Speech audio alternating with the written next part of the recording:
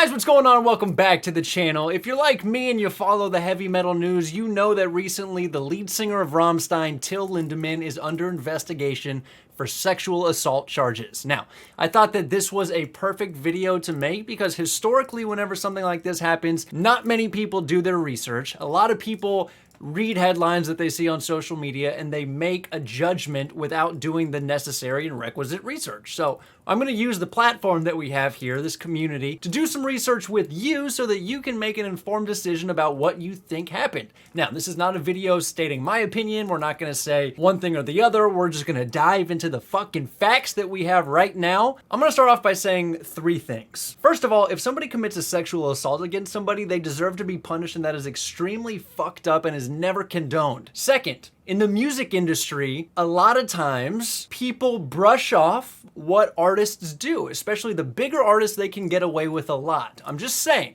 Third of all, there is this movement where things don't actually happen and people are coming forth claiming that things actually have happened to them that in fact did not happen whatsoever.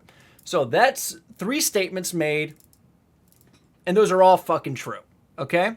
Now, let's dive into the facts together. I'll do the research so you can just sit back, kick back, and enjoy. Excuse me, the fuck did you just say? Although this is a weird thing to enjoy. We're not gonna enjoy anything, we're gonna dive into it. What happened? Right here. Preliminary proceedings have been initiated against Till Lindemann on allegations relating to sexual offenses and the distribution of narcotics. Right? Now let's go back to one of the instances that article after article after article have quoted that I've read. In late May, a 24-year-old fan from Northern Ireland named Shelby Lynn claimed that somebody named Alina Makiva, interesting name, already sounds like a stage name, who described herself as a casting director on tour with Till Lindemann, invited her to a special seating section called Row Zero at a RAMMSTEIN concert in Lithuania. Now at the concert, the woman claimed that someone led her underneath the stage where Lindemann allegedly made an advance towards her that she refused. She was like, no, I don't want that. And it's reported that Till Lindemann reacted angrily, okay? Now, the accuser, the woman, claimed that after she consumed an alcoholic beverage she obtained at a pre-show party, that she felt like she had been drugged, but it was later reported that she took a urine test and there was actually no signs of drugs whatsoever. So in my mind, we're just gonna take these facts as they come to us. In my mind, I'm like, yeah, you're drinking, you feel inebriated. Do those not correlate? I don't know. That's where my mind goes, right? Now, following her accusations, this woman tweeted, "I'd like to clarify again, Till did not touch me. He accepted I did not want to have sex with him, and I never claimed that he raped me." So I'm reading this, and my mind goes, okay, she was not touched, and she had no drugs in her system. This is what the article says. After Lynn's story went viral, other women claimed they had been approached by a casting director who wanted to arrange rendezvous with Lindemann. One woman, The Guardian reported, claimed to have passed out and woke up to find Lindemann on top of her. The accuser, the woman, claimed that after a 2019 Vienna concert, someone asked her to go to an after party with Lindemann. She said that she drank a lot and eventually passed out. When she woke, she allegedly found Lindemann having sex with her. She claimed that he asked if she wanted him to stop. She said that she didn't understand what was happening and he eventually left. Well, last week, RAMMSTEIN actually posted something on their Instagram saying that the band wanted their fans to feel safe and comfortable at their concerts. The band also urged fans not to attack Lynn or other accusers, saying, quote, "They are entitled to their way they see things. But we as the band also have a right, namely not to be prejudiced." Now, as a band, RAMMSTEIN has decided to bar the casting director, Makiva, from attending future concerts. After parties for concerts following RAMMSTEIN's concerts in Munich last week were canceled, and it has been announced that events planned in Berlin are also canceled, according to Barron's. Now, this could correlate, this could be just a separate story, but Kiepenheuer and Witz, I guess it sounds like attorneys. I'm not sure if that's attorneys or not. Let's actually check it out. A German publishing house. Okay. They published a book in 2020 of Till Lindemann's poetry, and they severed ties with the singer, citing the recent accusations and a video in which Till Lindemann allegedly stuck his penis through a hole in a copy of his own book.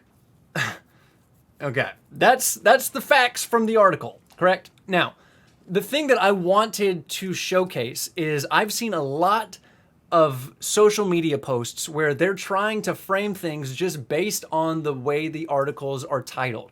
For instance, I saw an article that said RAMMSTEIN's drummer says Till Lindemann has been distancing himself from the band. It kind of adds to the narrative. I'm not saying what happened, what didn't happen. I'm saying why that is almost misleading because they take out a lot of context, right? So we're going to read it verbatim, what Christoph Schneider said, and he issued a statement following the allegations of the sexual misconduct.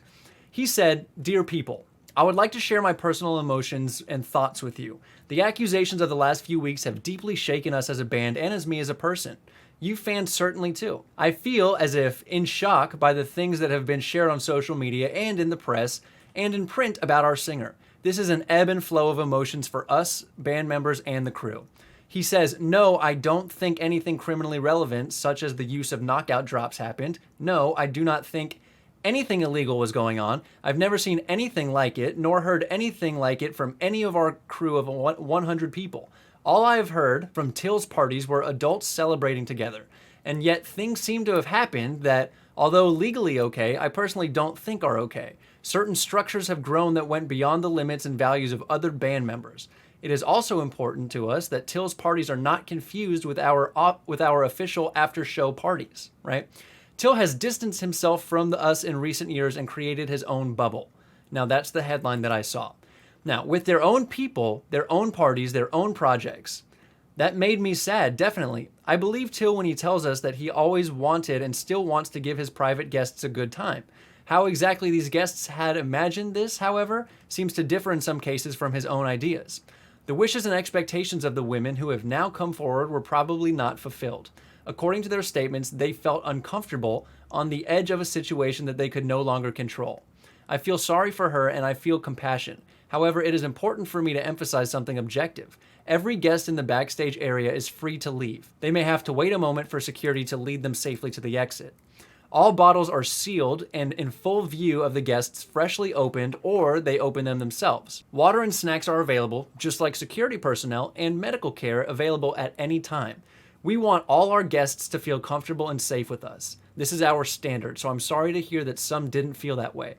We have the greatest fans in the world and they all deserve to be treated with respect. I'm sorry for anyone who wasn't treated kindly or felt unsafe backstage with us.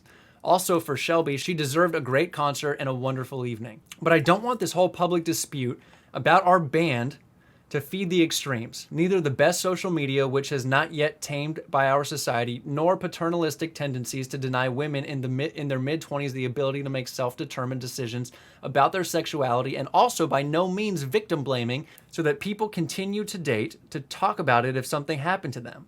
I wish for a calm, level-headed reflection and proceeding also in our band. And all together, 6 of us, we stand. So it's of note to mention that the allegations are currently being investigated by German authorities as well. And the band's label, Universal Music, say that they have suspended all marketing and promotional activities for the band's recordings. Now, Till Lindemann has come out and repeatedly denied any of the accusations, right? Saying they were without exception untrue. Universal Music made a statement and they said, "The accusations against Till Lindemann have shocked us, and we have the greatest respect for the women who have spoken out so courageously in public in the case." Lynn, right, who was the first woman to make an allegation against Lindemann, welcomed the investigation. "I'm very happy that our voices are finally being heard and being taken seriously," she told the newspaper. She added that after Lithuanian police decided not to pursue the complaint and the denials made by Lindemann's lawyers, the decision of Berlin authorities to go ahead with the investigation, quote, "means a lot to those of us who were affected by this." Now, I'm reading this, and again, my job is not to sway you one way or the other. I haven't made a decision for myself. This is not a video to declare what happened. That being said, Lynn, the facts that we know are that she said Till did not touch her, that he was upset that she denied his sexual advances, and that she was not, in fact, drugged at the event. Now, Iris Spranger is Berlin's senator for the Interior, and she said that she would take an uncompromising stance over the running of the concerts. She said, quote, "In Berlin, in the areas for which I am responsible, there will be no RAMMSTEIN band after-show parties. That the accusations are so serious that I have no choice but to give the protection and safety of women absolute priority." So again, we're going to revisit the things stated at the beginning of this video. This is not a video to sway you one way or the other. The facts that we know, RAMMSTEIN is a crazy ass out there band, right? Anybody who commits a sexual assault against another person deserves to be punished. Artists, musicians get away with a lot of things based on society, labels, whoever turning a blind eye to those actions. Lastly, this has happened countless times where false accusations are brought to light, where one person claims something and then a plethora of other people claim that same thing happened to them, right? This thing has happened. Certain acts have happened in the past and were actually found to be true. Certain acts have happened in the past, supposedly, and actually turned out to not be true. These are the facts that I wanted to present. I feel like a lot of people make statements, make judgments without doing requisite research. There's still a ton more research that could be done on this topic, but I thought that it'd be good to use the platform to showcase this information to you so you can make an informed decision for yourself, because at the end of the day, that's what this video is about. That you are informed and that you are not told what to think. All that being said, I'll see you guys in the next one. I love you more than anything. Peace.